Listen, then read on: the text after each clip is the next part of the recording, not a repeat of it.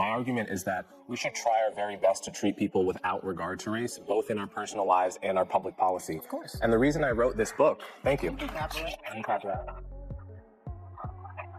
The reason I wrote this book is because in the past 10 years, it has become very popular to, in the name of anti-racism, teach a kind of philosophy to our children and in general that says your race is everything. Right? And I think that is the wrong way to fight racism, and that's why I wrote this book. One man stepped boldly into the lion's den, his presence a steady voice amid the storm. With unwavering resolve, he faced the panel, fully aware that he was entering a space where opposing views were seldom welcomed, let alone allowed to breathe. Many in the Black community, if I'm being honest with you, because I want to be, believe that you are being used as a pawn by the right and that you're a charlatan of sorts. He's not a Republican. So how do you... He's never voted for a Republican. You've said that you're a conservative. No, you did. You actually said that podcast that you did 2 weeks ago. I said I was a conservative. Yes, you did. So, but my question to you is, how do you respond to those critics? Okay, let's give it a... His message was clear and unapologetic. Race should not be the lens through which every issue is interpreted. Socioeconomics picks out people in a better way than race. When you do look at the socioeconomics, you see the huge disparity between white households and Black households. You see the huge disparity between white households and Hispanic households. So your argument, and I've read your book twice because I wanted to give the chance, argument that race has no place in that equation is really fundamentally flawed, in my opinion. Instead, he argued that the focus should be on class, on lifting up the poor, regardless of their skin color, believing that true racial equality would naturally follow. His message was clear, daring, and principled, yet somehow it was too much for the polite boundaries of daytime television. Questions. One is whether each racial group is socioeconomically the same. I agree with you. They're not. Yeah, they're not. And the stats show that. Yeah, of course, I agree with that fully. The question is, how do you address that in the way that actually targets poverty the best? Great. And what Martin Luther King wrote in his book, Why We Can't Wait, is he called it, we need a Bill of Rights for the disadvantaged. And he said, yes, we should address racial inequality. Yes, we should address the legacy of slavery. But the way to do that is on the basis of class. And that will disproportionately target Blacks and Hispanics because they're disproportionately poor, but it will be doing so in a way that also helps the white poor, in a way that addresses poverty as the king. Without raising his voice or attacking anyone, he delivered a quiet bombshell. He argued that race-based thinking, once divisive, has been repackaged as social justice and pushed in schools, politics, and pop culture, a dangerous reversal of real progress. Dr. King, I'm not only a student of Dr. King, I know his daughter, Bernice. Right? So I'm going to get to my question. Go right ahead. I think the premise is fundamentally flawed. You claim that color blindness was the goal of the civil rights movement, based upon Dr. King's I Have a Dream speech, content of character versus the color of skin. King's daughter points out that 4 years after giving that speech, actually, Dr. King also said this: a society that has done something special against the Negro for hundreds of years must now do something special for Negroes. He also said in 1968, it was about less than a week before he was defeated, this country never stops to realize that they owe a people kept in slavery for 244 years. So rather than class, he did write about that earlier on. Right before his death, he made the argument for racial equality and racial reparation. He said, teaching kids that skin color defines them doesn't end racism. It keeps it alive. The air shifted instantly. Eyebrows raised, eyes rolled. Challenging the idea that race must always be the focus wasn't just disagreement. It was a blow to an entire belief system. I think is something that the right has co-opted.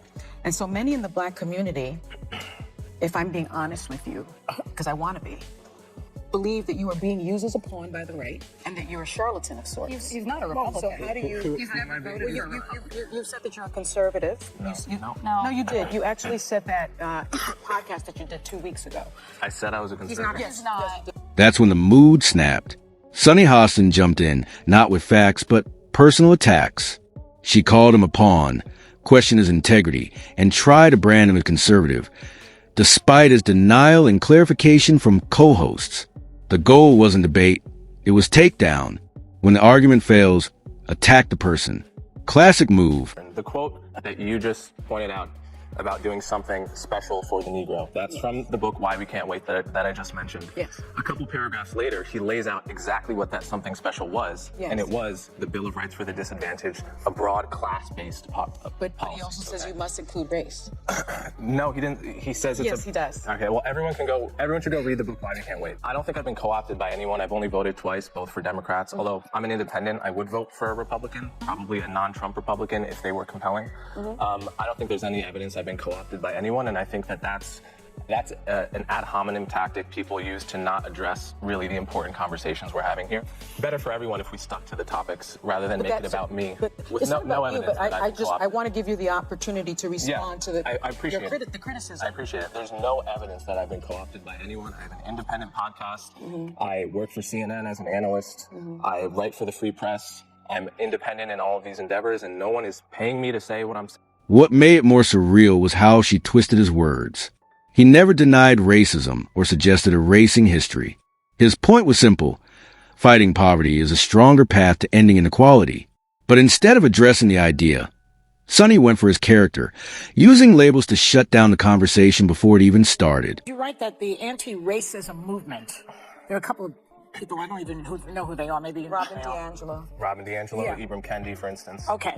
Well, you say that is just another form of racism, and you even say it has a lot in common with white supremacy. How can you compare those two things? I compare them because- anti-racism, you're comparing it to white supremacy. Because they both view your race as an extremely significant part of who you are. So white supremacists, they obviously say, we all know what they say, okay? Neo-racists like Rob DiAngelo, they say that to be white is to be ignorant, for example. Well, this is a racial stereotype, and I want to call a spade and say this is not the style of anti-racism we have to be teaching our kids. We should be teaching them that your race is not a significant feature of who you are. Who you are is your character, your value, and your skin color doesn't say anything. This wasn't debate. It was a public shaming, aired live, with viewers hooked as Sunny played judge, jury, and executioner. But he didn't flinch. And that made it riskier for her. Because when someone stays calm under fire, people start to actually listen.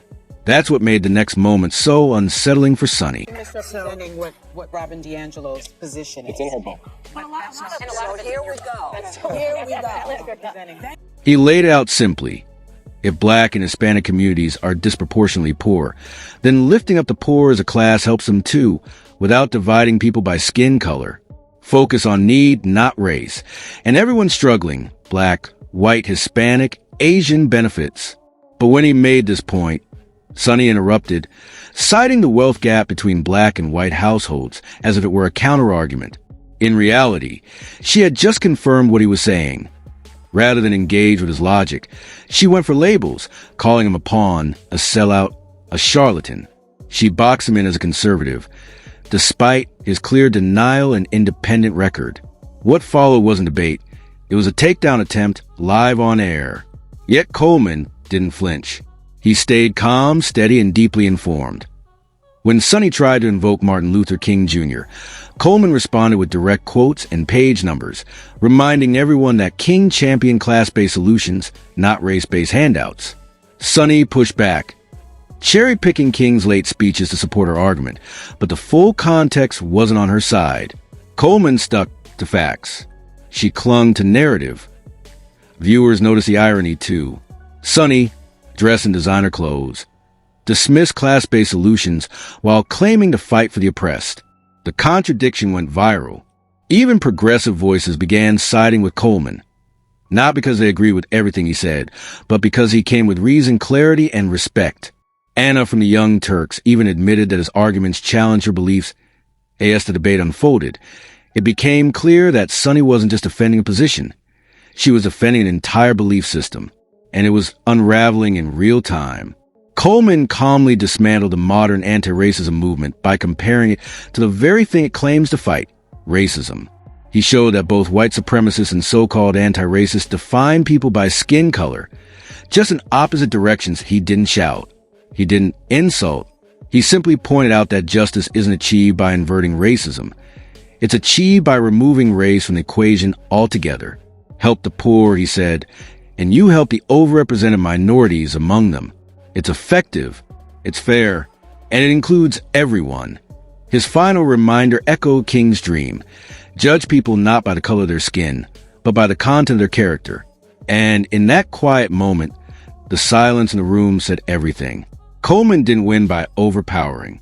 He won by standing firm, armed with facts, clarity, and conviction that if the story challenged your thinking. Like the video, subscribe for more, and let us know your thoughts in the comments.